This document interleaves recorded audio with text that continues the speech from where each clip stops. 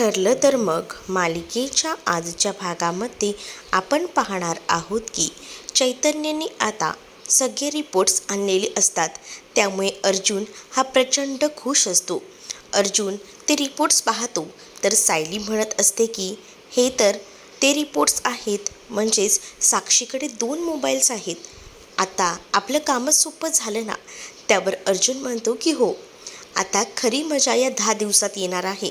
आता कोर्टात असे असे पुरावे मी सादर करतो ना, ते तू बघतच बस, असं देखील अर्जुन आता सायलीला म्हणतो. खरं तर आता अर्जुन जे चॉकलेट आतापर्यंत केसच्या वेळेस खात होता, तेच चॉकलेट आता तो खाऊ लागतो आणि तो त्याचा आनंद व्यक्त करत असतो.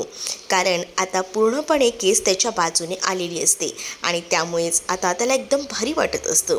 तर दुसरीकडे अर्जुनचा कॉन्फिडन्स बघून सायलीसुद्धा प्रचंड खुश असते. तर दुसरीकडे साक्षी हिला खूप जास्त टेन्शन आलेलं असतं. कारण आता तिच्या मोबाईलचे सगळे पुरावे अर्जुनच्या हातात आलेले असतात. ती घाबरतच दामिनीला म्हणत असते की म्हणजे आता माझे सगळे कॉल रेकॉर्ड्स त्याच्याकडे आलेत, मग आता माझं काही खरं नाही ना.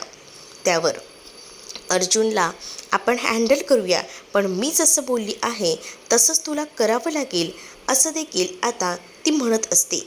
दामिनीने तिला सांगितलेलं असतं की आता कोर्टात जेव्हा हिअरिंग असेल तेव्हा तू तिथे जाऊन बोलायचं की खरं तर मी त्या दिवशी आश्रमात गेले होते. तू आश्रमात गेलीस हे म्हटल्यानंतरच बऱ्याच गोष्टी आपल्या बाजूने येतील. मी जेवढं बोलली आहे ना तेवढंच बोलायचं, असं देखील आता विनवणी करत दामिनीने सांगितलेलं असतं. पण त्याच वेळेला आता ह्या सगळ्याची खरंच गरज आहे का? म्हणजे मी जे काही बोलेन ते बोलल्यानंतर मला शिक्षा होणार नाही का?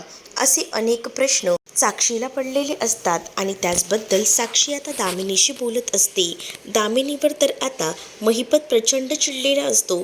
तो म्हणत असतो की आजवर तुला किती पैसे दिले आहेत आणि तू आता जी काही साक्ष द्यायला सांगतेस ती सगळी काही अर्जुनच्या बाजूने, म्हणजेच मी काही अर्जुनसाठी ही केस लढतोय का?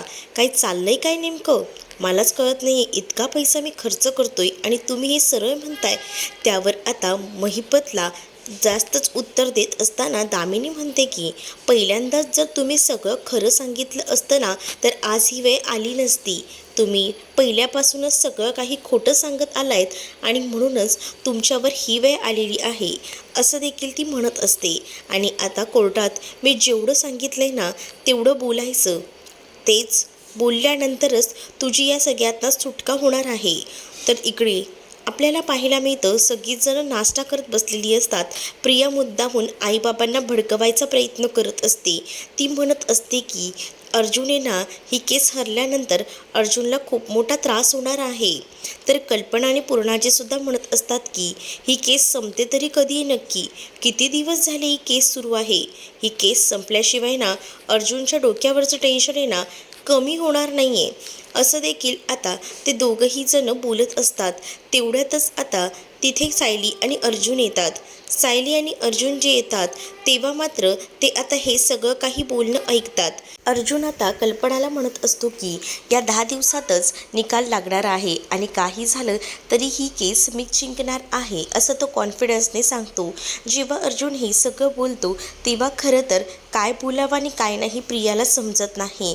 आणि त्याच वेळेला आता अर्जुन म्हणतो की हे जरी या केसमध्ये इतका मी गुंतलो असलो तरी हा आपला केसचा विषय जो आहे तो घरातला आहे आणि तुम्ही लोक या विचारात राहू नका की ही केस मी हरेन की जिंकेन. पण मला पूर्ण कॉन्फिडन्स आहे ही केस मी जिंकणार आहे. आणि जे काही खबरी वगैरे इथे बसलेत ना त्यांनासुद्धा मी सांगतोय की ही केस मी जिंकणार आहे, असं देखील आता अर्जुन मुद्दामून प्रियाला टॉन्ट देऊन बोलत असतो. खरं तर प्रियालाच त्याचे हे सगळे काही टोमणे असतात. जेव्हा काही प्रियाला हे सगळे काही टोंठ मारत असतो तो त्यावेळेला प्रियाला समजून जातं की नक्कीच काहीतरी गडबड आहे, म्हणजेच याला माझ्यावर संशय आहे आणि म्हणूनच तो असं सगळं काही बोलतोय. हे देखील आता तिला कन्फर्म झालेलं असतं आणि म्हणूनच आता ती एकटक त्याच्याकडे पाहत असते. तर दुसरीकडे मात्र प्रियाला काळजी लागून राहिलेली असते की आता आपलं काय होणार आहे. कारण बऱ्याच गोष्टी ह्या वेगळ्या प्रकारे घडत असतात आणि त्यामुळे आता प्रियाला समजून जातं की नक्कीच आपण या सगळ्यामध्ये पुरते अडकणार आहोत आणि त्यामुळे आता प्रिया या सगळ्या गोष्टीचा विचार करत असते. आता ती नागराजसोबत आलेली असते आणि नागराजसोबत जेव्हा आलेली असते ना तेव्हा मात्र ती म्हणत असते की काहीच कोणाचं खरं सांगता येत नाही, कारण आहे ना हे अर्जुन सायलीमध्ये ना इतका कॉन्फिडन्स लेवल वाढला आहे ना की बघायलाच नको. घरातसुद्धा मला टॉन्ट देत होते, आता पुढे काय होणार आहे काहीच कळत नाही आहे. तर तिथे आता रविराज आलेले असतात. त्याच वेळेला रविराजांना सुद्धा ती प्रश्न विचारत असते आणि रविराजांना म्हणत असते की आज अर्जुन नेमकं कोर्टात काय सादर करणार आहे, तुम्हाला काही माहिती आहे का? त्यावर आता रविराज म्हणतात की या सगळ्या गोष्टींबद्दल आमच्यामध्ये कधीही चर्चा होत नाही. त्यामुळे आता इकडे मात्र प्रियाचं तोंड बंदच पडतं, कारण प्रियाला पुढे काही बोलताच येत नसतं. तर महिपतला दामिनी विचारत असते की सगळी तयारी झाली आहे ना, कारण सगळी तयारी झाली तरच सगळं काही व्यवस्थित आपल्या म्हणण्यानुसार होणार आहे. तर आता कोर्टामध्ये पुन्हा एकदा केस सुरू होते. त्याच वेळेला अर्जुन म्हणत असतो की मला इथे समोर बोलवावंसं वाटत आहे, ते म्हणजे लवकरच साक्षी शिकरे यांना. साक्षी शिकरेला आता पुढे बोलवलं जातं. त्याच वेळेला आता साक्षी पुढे येते. साक्षीला पुढे बोलवल्यानंतर पुन्हा एकदा अर्जुन म्हणत असतो की आज तुम्ही ते पेंडंट घातलं नाही का, असं विचारून तिला आता बंडावून सोडतो. त्याच वेळेला आता तुम्ही माझ्या अशिलाला असे प्रश्न विचारून सारखं टॉर्चर करू शकत नाही, टॉन्ट मारू शकत नाही, असंच आता तिथे उभी असणारी दामिनी म्हणत असते. पण आता अर्जुनने मुद्दामून हा प्रश्न विचारलेला असतो, कारण त्या दिवशी जेव्हा अर्जुनने त्या पेंडंटला टार्गेट केलेलं असतं तेव्हापासून तिने आत्ता हे पेंडंट गळ्यातसुद्धा घातलेलं नसतं. त्यामुळेच आता अर्जुनने हे सगळं काही मुद्दामून कोर्टात सादर केल्यामुळे मात्र खूप जास्त जी काही भीती आहे ती आता दामिनीला वाटू लागलेली असते. अर्जुन जो आहे तो आता तिला प्रश्न विचारतो आणि म्हणत असतो की मला आता एका प्रश्नाचं उत्तर दे. ज्या दिवशी विलासचा खून झाला होता त्या दिवशी तू कुठे होतीस, म्हणजेच तू आश्रमात होतीस का नाही, या प्रश्नाचं मला उत्तर हवं आहे. तर आता दामिनीने सांगितलेलं असतं की तू सांगायचं की तू तिथे होतीस, पण त्याच वेळेला आता साक्षी स्वतःच्याच मनाने उत्तर देत म्हणत असते की नाही, मी त्या दिवशी तिथे नव्हते. आणि हे तुम्हाला मी किती वेळा सांगू, बऱ्याचदा मी तुम्हाला हे सांगून झाले आहे की त्या दिवशी मी तिथे नव्हते. तर आता हे काही जे स्टेटमेंट जे काही दिलेलं असतं त्यामुळे मात्र आता दामिनीची केस तिने पूर्णपणे साक्षीनेच पलटवून लावलेली असते. खरं तर आता खूप जास्त राग जो आहे तो दामिनीला आलेला असतो, कारण दामिनीने जी गोष्ट बोलायला सांगितलेली असते ती गोष्ट न बोलता साक्षीने तिथे ती नव्हतीच हे सांगितलेलं असतं आणि त्यामुळे आता केस जी आहे ती पूर्णपणे बदलून गेलेली असते. तर पुढे मात्र आता पाहायला मिळतं अर्जुन म्हणतो की बघा अजूनही तुम्हाला संधी आहे, तुम्ही तुमचं स्टेटमेंट बदलू शकता. पण आता साक्षी म्हणत असते ज्या गोष्टी झाल्याच नाही आहे त्याचं स्टेटमेंट सारखं बदलून उपयोग तरी काय आहे, जे काही आहे ते कोर्टात तुम्हाला मी सरळ खरं सांगितलंय, याच्यामध्ये कोणतीही लपवाछपवी मी केलेली नाही आहे. आत्तापर्यंत मी हेच सांगते की मी त्या आश्रमात गेली नव्हती, तरीसुद्धा तुम्ही सारखे मला हे का म्हणताय की तू आश्रमात गेली होतीस म्हणून. माझं उत्तर बदलणार नाही आहे. तर दुसरीकडे आता दामिनी उठून उभी राहते आणि म्हणते की मिलॉर्ड, हे सगळं काही चुकीचं होत आहे. माझ्या अशिलावर आरोप केले जात आहेत आणि त्यांच्यावर चुकीचे आरोप करत असताना जबरदस्ती देखील केली जात आहे. पण आता जे मिलॉर्ड असतात ते सुद्धा आता त्या तिथे उभ्या असलेल्या दामिनीला शांत करतात आणि मध्ये काही चर्चा करू नका असं म्हणतात. तर इकडे मात्र आता साक्षीचा मोबाईल अर्जुनने मागितलेला असतो. पुन्हा एकदा दामिनी उठून उभी राहते आणि हे सगळं काही तुमचं चुकतंय असं म्हणत असते. पण आता अर्जुनला साक्षीचा मोबाईल हवा असतो म्हणूनच तो मोबाईल मागत असतो. तर तिथे असणारी कुसुम म्हणत असते की नेमकं काय चाललंय, ह्याने मोबाईल का मागितला असेल, काय करणार आहे या मोबाईलचं, असे प्रश्न कुसुमला पडलेले असतात. तर इकडे मात्र आता साक्षी खिशातनं मोबाईल काढायला सुद्धा नाटक करत असते. मात्र तिकडनं जज साहेबांनी सांगितल्यामुळे नाईलाजास्तव तिला आता फोन काढावा लागतो. तर दुसरीकडे आता अर्जुन जो आहे तो साक्षीच्या फोनवर फोन करतो.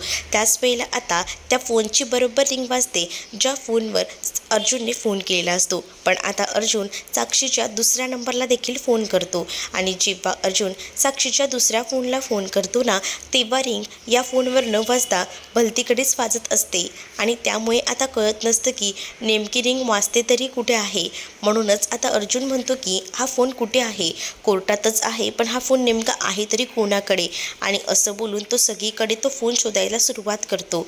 तर इकडे मात्र जी साक्षी असते ती पुरती घाबरलेली असते, कारण जे काही केलेलं असताना आता अर्जुनने तो खूप मोठा धमाकाच असतो या सगळ्यांसाठी. तिला वाटलं सुद्धा नव्हतं की अर्जुनला आपला दुसरा नंबरसुद्धा सापडेल आणि त्याने एवढं सगळं काही करेल, ते सुद्धा कोर्टात. तर आता साक्षी घाबरलेली असते आणि तो जो मोबाईल आहे तो महिपतकडे सापडतो. अर्जुन तो मोबाईल महिपतकडे मागतो, तर आता महिपतला नाईलाज असतो, तो मोबाईल अर्जुनला द्यावाच लागतो. अर्जुनला जेव्हा तो मोबाईल देतो तेव्हा अर्जुन म्हणतो की अच्छा हा मोबाईल आहे तर तो. आणि तेव्हा तो मोबाईल घेऊनच तो साक्षीच्या समोर येतो. साक्षीला म्हणत असतो की म्हणजे हा तुमचाच मोबाईल आहे ना. साक्षीच्या तोंडात ना आता आवाज फुटत नसतो.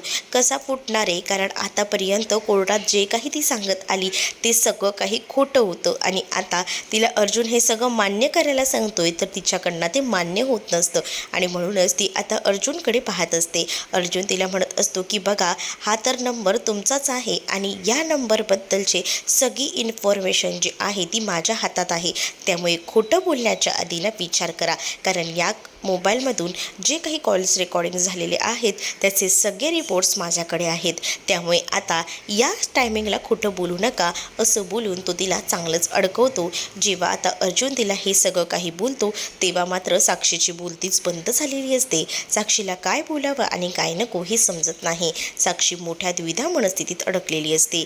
पण आता साक्षीला कळून चुकतं की आपल्याला नक्कीच जन्मठेप होणार आहे, कारण ऑलरेडी साक्षीने जी काही आहे ती स्टेटमेंट बदललेलं असतं. जे तिला खरं तर दामिनीने बोलायला सांगितलेलं असतं ते तिने चुकून उलटच बोललेली असते आणि त्यामुळे आता हे सगळं काही तिच्यावरच उलटलेलं असतं. तर दुसरीकडे महिपतला सुद्धा टेन्शन आलेलं असतं, कारण त्याला कळत असतं की आपण इतका पैसा खर्च केला आहे आणि आता आपली जी मुलगी आहे ती अडकणार आहे. तर पुढील भागामध्ये पाहायला मिळतं सरंजामे टी व्हीवर बातम्या बघत असतात. त्याच वेळेला आता बातम्यांमध्ये दाखवलं जातं की अर्जुन सुभेदाराने साक्षी विरोधात मोठमोठे पुरावे कोर्टात तर सादर केलेलेच आहेत आणि त्यामुळे खरं तर अर्जुन सुभेदार यांनी जी काही केलेली आहे फटाकेबाजी, त्यामुळे आता साक्षी शिकरे तर अडकणार आहे आणि त्यानंतर यामध्ये हात असण्याचं संभाव्य व्यक्त येतंय ते म्हणजे सरंजामे इन्स्पेक्टर. आणि तेव्हा हे सगळं नाव जेव्हा घेतलं जातं तेव्हा मात्र आता सरंजामे इन्स्पेक्टर जे आहे ते खूप जास्त घाबरतात. तेवढ्यातच सायली अर्जुन तिथे येतात आणि त्यांना म्हणत असतात की बघा अजूनही वेळ आहे तुमच्याकडे, जे काही आहे ते आमच्या बाजूने येऊन उभे राहा, कारण तुमचे जे काही कारनामे आहेत त्यांचे सगळे पुरावे आमच्या हातात आलेले आहेत.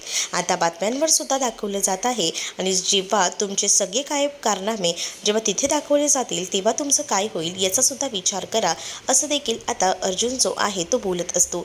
त्यामुळे आता सरंजामे जो असतो तो खूप जास्त घाबरतो. सरंजामे आता कशा पद्धतीने सायलीच्या आणि अर्जुनच्या पाठीशी ठामपणे उभे राहतील हे येणाऱ्या भागांमध्येच आपल्याला पाहायला मिळेल.